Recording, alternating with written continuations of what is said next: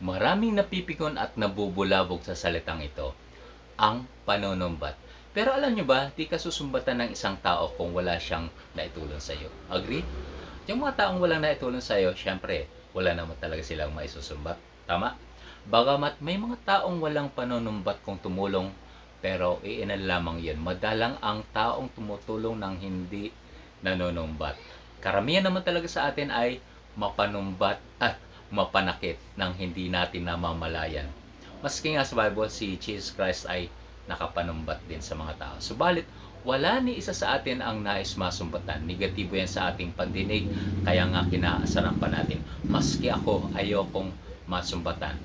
Sa tingin nyo, bakit nanonumbat ang isang tao? O bakit nagagawa ng isang tao ang manumbat? O ito na lang para mas madaling sagutin.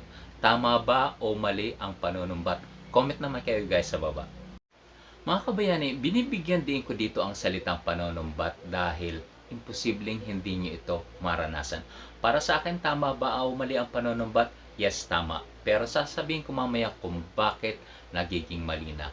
Ang panunumbat ay pagpapaalamang yun na may nagawa sa iyo mabuti yung tao kahit pa paano. Malit man yun o malaki, regardless, may naitulong siya sa iyo at hindi natin yun maidideny. Kaya nakakapanumbat sa iyo ang tao dahil una, nadismaya siya sa ginawa mo. Pangalawa, may narinig siyang hindi niya gusto.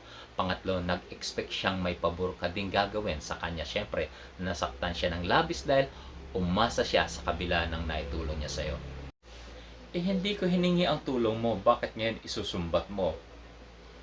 Kung ganito ang sagot ko sa inyo guys, ano ang makikita nyo sa akin? Pride ba o humility? Kayo na ang sumagot. Iba pang bagay kaya kanya sinumbatan. Una, siniraan mo siya. Pangalawa, nagkalat ka ng kwentong hindi totoo o ichinismis mo siya. Ngayon, tingnan naman natin yung mga nagawa niya sa iyo kaya di niya deserve na siraan o ichismis mo siya.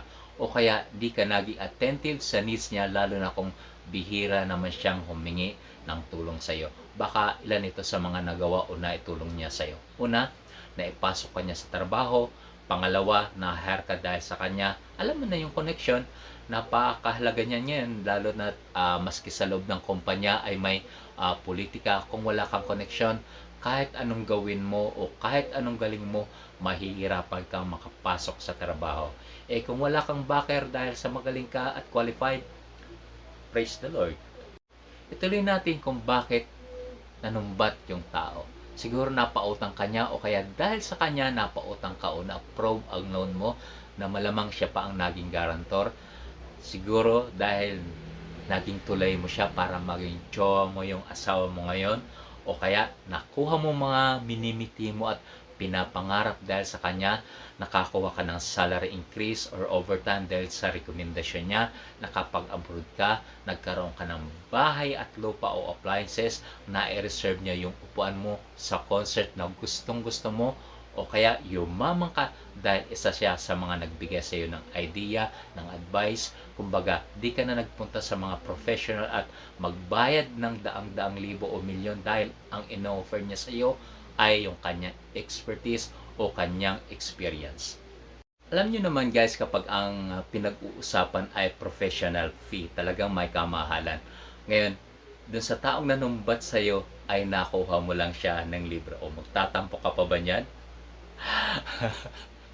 Guys, kayo lamang ang nakakilala sa mga taong nanumbat sa inyo. Sabi ko nga, kung minsan ka lang naman nasumbatan 2 o 3 beses, huwag nang sumama ang loob nyo.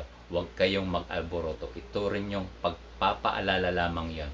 Ako personally, na-appreciate ko yung taong nanumbat sa akin at di ko pwedeng kalimutan. Dahil alam ko, naging concerned sila sa akin at baka nga minahal pa nila ako bilang kapatid o kaibigan. Kapag naka-encounter kayo ng mga ganitong tao, keep nyo sila. Keep them, malayo man sila o nasa malapit.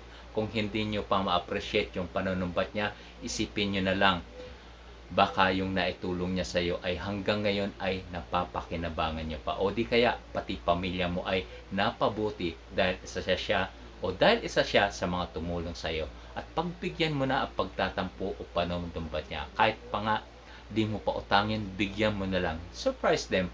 Huwag magtampo. Ang pagtatampo ng wala sa lugar ay sign ng pagiging immature. Subalit kung lagi na lang sa inyong binabanggit yung mga naitulong o nagawa niya sa inyo, kailangan ko pa bang sabihin, iwasan mo siya? Guys, may mga topic kayong gusto nyong mapag-usapan, comment lang sa baba. See you and God bless you.